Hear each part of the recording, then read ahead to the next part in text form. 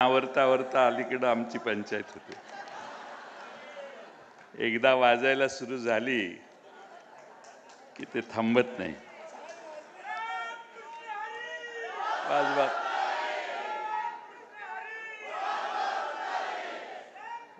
आपल्या सर्वांना आदरस्थानी असणारे आपल्या सर्वांचे आदरणीय नेते शरद पवार साहेब, शिवसेना प्रमुख उद्धवजी, या निमित्ताने उपस्थित असणारे माजी मुख्यमंत्री पृथ्वीराज चव्हाणजी,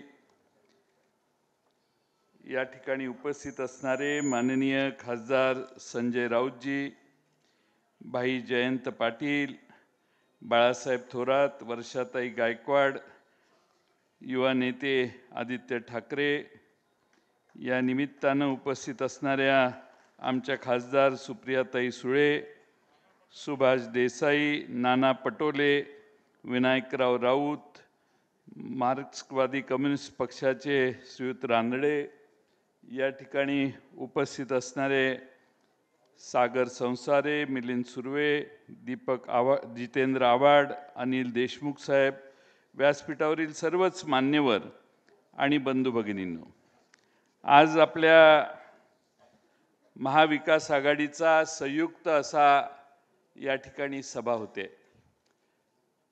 बऱ्याच दिवसापासून आयोजन करायचं ठरत होतं, पण सरकार निवडणुका कधी घेणार याचा अंदाज येत नव्हता. आणि आता आजच्या निवडणूक आयोगाच्या समोर निवडणूक आयोग जे पत्रकारांच्या समोर सांगणार आहे, तीही माझी माहिती आहे की हरियाणा आणि दुसऱ्या कुठल्या तरी राज्याचीच निवडणूक जाहीर करतील. मी अनेक ठिकाणी सांगतो की महाराष्ट्र सरकार एक घाबरलेलं सरकार आहे. यांना निवडणुकीची भीती आहे. यांचं सरकार सत्तेवर आल्यानंतर महाराष्ट्रामध्ये स्थानिक स्वराज्य संस्थांच्या निवडणुका घ्यायला हे घाबरले. आता मागच्या 1.5-2 वर्षात जो कारभार केलेला आहे त्यातून महाराष्ट्राच्या लक्षात आलेलं आहे की काय प्रकारचं सरकार यांनी 1.5 वर्षात चालवलं. आणि म्हणून लोकसभेमध्ये महाराष्ट्राच्या जनतेने एक मोठा धक्का त्यांना दिलाय. मी अनेक ठिकाणी सांगतो की यांना आता निवडणुका ऑक्टोबरमध्ये घेण्याचं धाडस होणार नाही. म्हणून निवडणूक आयोग, माझी स्वतःची व्यक्तिगत शंका आहे की दिवाळी झाल्यानंतरच हे निवडणुकांना समोर जातील. 15-20 नोव्हेंबरच्या दरम्यानच हे निवडणुका घेतील. त्याच्या आधी यांची निवडणूक घेण्याची ताकद नाही. कारण लोकसभेत फार मोठा धक्का भारताच्या देशातल्या जनतेने आणि महाराष्ट्रातल्या जनतेने दिलाय. 400 पारचा नारा करणारे 240 वर थांबले. 240 वर गाडी थांबली त्यावेळी दोघांचे टेकू घेतले आणि एक बिहारचा टेकू आणि एक तिकडे आंध्र प्रदेशचा टेकू, दोघं एवढी पलटी मारण्यात भाद्दर आहेत की यांचं दिल्लीचं सरकार कधी खाली येईल याचा नेम नाही. 6 महिने का वर्ष एवढाच विषय राहिलेला आहे. आणि म्हणून लाल किल्ल्यावरून भाषण करताना युनिफॉर्म सिव्हिल कोड नाही, सेक्युलर सिव्हिल कोड, सेक्युलर शब्द वापरायला लागायला लागला. याच्यातच तुमची हार आली. तुम्ही 10 वर्षापूर्वीपासून जो टेंबा मिरवला भारतात त्यात सेक्युलर शब्द कधी वापरत नव्हता. पण आता तुमच्या लक्षात आलं भारत तुम्हाला एवढा मोकळा सहजासहजी चालून देणार नाही. आज देशामध्ये काय झालं हा विषय लोकसभेला आपण उत्तर देऊन 31 ठिकाणी भाजपचा पराभव करून आपण महाराष्ट्रातल्या जनतेची भावना व्यक्त केलेली आहे. आता 2-2.5 महिन्यानंतर विधानसभा येईल. आज आपण योग्य वेळी सर्व पक्ष एकत्रित आलोय.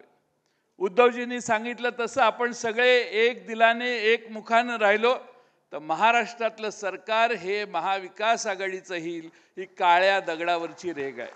तुम्ही काही चिंता करू नका. पण एकमेकाला सहाय्य करणं आणि आपला महाविकास आघाडीचा त्या मतदारसंघातला उमेदवार विजयी कसा होईल हे बघण्यासाठी आपण सगळे आजपासून कामाला लागलं पाहिजे.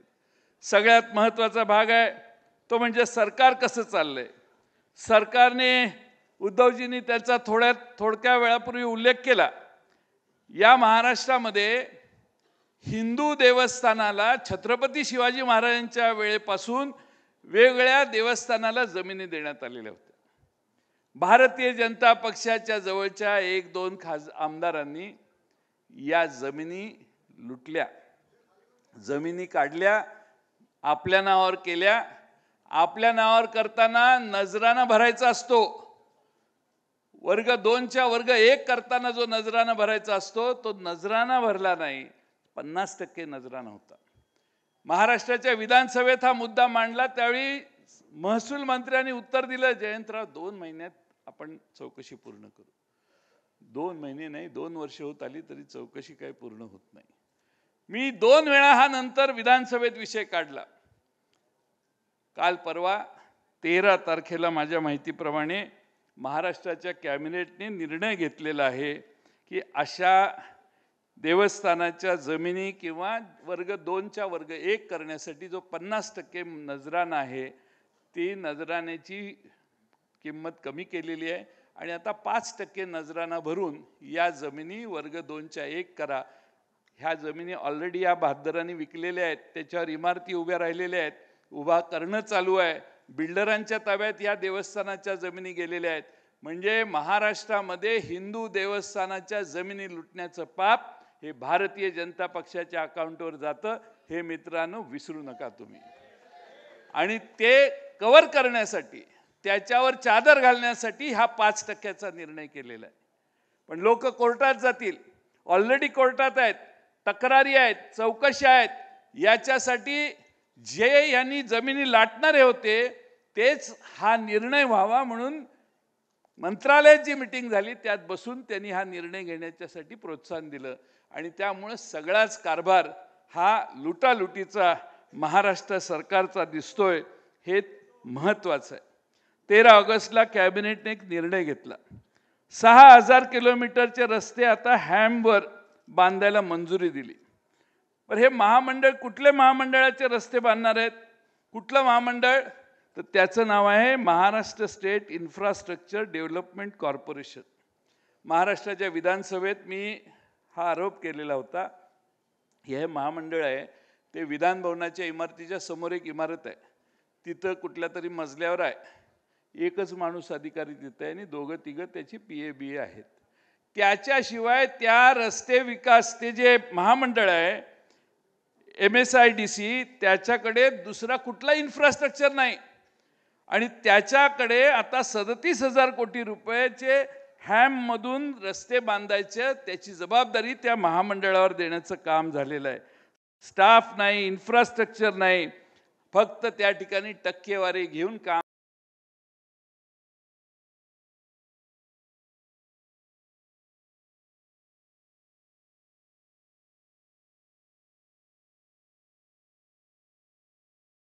नांदेडला जाणारा एक रस्ता 11,000 कोटी रुपयाची एस्टिमेट त्यांनीच केलेलं आहे. 11,000 कोटीचे एस्टिमेट आहे.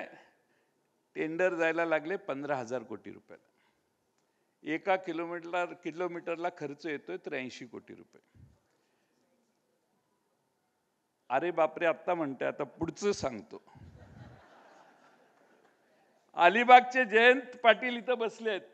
तुमची काय मागणी होती का? डायरेक्ट आम्हाला याला वसई विरारला पोचायचंय. तिकडची तर काय मतं तुम्हाला पडली नाहीत. वसई विरारला पोचायला 96 किलोमीटरचा कॉरिडॉर बांधणार आहेत. 20,000 कोटी एस्टिमेटेड कॉस्ट. 26,000 कोटीला टेंडर चाललेलं आहे. 1 किलोमीटरचा खर्च फार नाही, 273 कोटी रुपये. चंद्रावर जायला काहीतरी 3,85,000 किलोमीटरवर चंद्र आहे. उद्धवजी, नाना पटोलेंना माहित असेल चंद्र किती लांब आहे ते. त्या ठिकाणी चांद्रयान गेलं आपलं, चांद्रयान 3, फक्त 600 कोटीला. पण जयंत पाटलांच्या वर्सेवावरून भाई ठाकूरच्या गावाला जायला, म्हणजे अलिबाग टू विरार वसईला जायला 3 किलोमीटर जरी तुम्ही गेला तरी 600 कोटी संपले. या राज्यात काय चाललंय? लोकसभेला पाऊस पडला पैशाचा. या महाराष्ट्रातल्या 72 कार्यकर्त्यांनी आणि जनतेने त्याला तोंड दिलं. म्हणून महाराष्ट्रामध्ये 31 पेक्षा जास्त जागा आमच्या 2-3 जागा थोडेसे उमेदवार इकडे तिकडे झाले असते. सातारची जागा आल्याच जमा आहे अशी त्या पिपाणीलाच आमचे 37,000 मतं गेली, 35,000ने आमची सीट पडली. सांगण्याचा मुद्दा हा, मुंबईत तर सीट चोरली आणि म्हणून या निवडणुकीमध्ये आता ती ईव्हीएम मशीन आहे त्याच्यावर लक्ष ठेवा. आपण फक्त रस्त्यावर आणि मोर्चात आणि आंदोलनात असतो. ईव्हीएम मशीनचे कोड नंबर जाऊन बघा. चालू आहे प्रोसेस. आता दिवसाला 80, 90, 100 मतं ईव्हीएम मशीन चेक होतात. तुमच्या तिन्ही पक्षाचे आपल्या प्रतिनिधी जाऊन बसले पाहिजेत. त्या ईव्हीएम मशीन जे आहे त्याचे कोड, त्याच्यावरचे नंबर घेतले पाहिजेत. त्याच्यावर जे सील आहे त्याचाही सील व्हेरीफाय केलं पाहिजे. ते वेगळ्या मतदान केंद्रात पाठवतात त्यावेळी तेच नंबर तिथं उघडले जातात का हे 5 वाजता जाऊन बघितलं पाहिजे. आपण 7 वाजता राजासारखं गेलो तर तोपर्यंत ते सगळं उघडून चालू झालेलं असतं. त्यामुळे 5 वाजता बघितलं पाहिजे आणि तेच मशीन पुन्हा सील करून मतदान गोडाऊनमध्ये जातं का आणि उघडल्यावर तेच नंबरचं तेच मशीन त्या बूथवर असतं का याचा विजिलन्स सगळ्या पक्षांनी ठेवला पाहिजे. मी आपणा सगळ्यांना खात्रीपूर्वक सांगतो की महाराष्ट्रामध्ये 31 जागांमध्ये महाराष्ट्रातल्या जनतेनं भाजपला नाकारलेलं आहे आणि त्यामुळं ही चांगली गोष्ट झाली. पण सरकार घाबरलेला माणूस फार डेंजरस असतो. त्यामुळं घाबरलेले सरकार पाहिजे त्या घोषणा आज करते. एवढ्या प्रचंड घोषणा महाराष्ट्रामध्ये चालू आहेत की काही त्याला दाद नाही. काल परवा मी असं ऐकलं की राज्याचे अर्थमंत्री, उपमुख्यमंत्री आणि मुख्यमंत्र्यांनी सांगितलं मी काय न वाचता आता सही करणार नाही.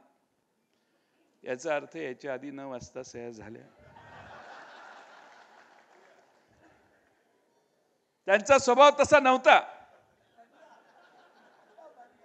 पण परिस्थितीमुळे अशा गोष्टी होत असतात. म्हणजे आतापर्यंत ज्या घोषणा झालेल्या आहेत त्या हिशेब न करता झालेल्या आहेत आणि म्हणून महाराष्ट्राच्या तिजोरीला आता 2-2.5 लाखापेक्षा जास्त मोठी तूट आलेली आहे. आणि तूट आलेली आहे म्हणून महाराष्ट्रातल्या प्रत्येक डीपीडीसी मधले पैसे वर्ग करून या जाहीर केलेल्या योजनांना पैसे वर्ग करायचा उद्योग चालू आहे. राज्याचा अर्थसचिव आता प्रत्येक फाईलवर लिहायला लागलाय, काहीही पाठवू नका, मिळणार नाही, सर्व योजना बंद करा आणि याच ठिकाणी याच योजनेला पैसे देण्याची गरज आहे. आता महाराष्ट्रातल्या सगळ्यांना विचार न करता चालू केलेल्या योजना या विचारी पद्धतीने भविष्यात नेण्याची जबाबदारी आपल्यावर आहे, कारण सरकार आपलं येणार आहे. त्यामुळे महाराष्ट्रातल्या सगळ्या भगिनींना माझं आव्हान आहे की तुम्ही काही चिंता करू नका, जे मिळतंय ते घ्या, आमची काही तक्रार नाही. भविष्य काळामध्ये तुम्हाला चांगल्या पद्धतीने याच्यापेक्षा अधिक ताकदीने आम्ही मदत करण्याची भूमिका घेऊ. तुम्ही आमच्या महाराष्ट्रातल्या भगिनींची चिंता करू नका. महाराष्ट्रात कोणत्याही परिस्थितीत महाविकास आघाडीचं, शाहू फुले आंबेडकरांच्या विचारसरणीचं सरकार आणण्यासाठी आपण ताकदीने एकत्रित राहून काम करू. बोलण्यासारखे विषय अनेक आहेत, पण माझ्यानंतर अनेक वक्ते बोलणार आहेत. इतक्या लवकर बोलायची संधी मिळेल असं वाटलं नव्हतं, म्हणून प्रमुखांनी शेवटी बोलायचं असतं असं आमच्या सभेत संकेत आहे. पण पवार साहेब सांगतात आम्हाला की दक्षिणेला अशी पद्धत आहे की प्रमुख असतो तोच आधी बोलतो. त्यामुळे ही नवी प्रथा सुरू झाल्यामुळे अचानकपणाने बोलायची संधी मिळाली. पण पुन्हा एकदा मी सांगतो, राष्ट्रवादी काँग्रेसचे सगळे कार्यकर्ते शिवसेना आणि काँग्रेसला पूर्ण ताकदीने सहकार्य करतील आणि महाराष्ट्रामध्ये महाविकास आघाडीचं काम सत्ता आणण्यासाठी प्रयत्न करतील हा विश्वास व्यक्त करतो आणि माझे 2 शब्द पूर्ण करतो. धन्यवाद.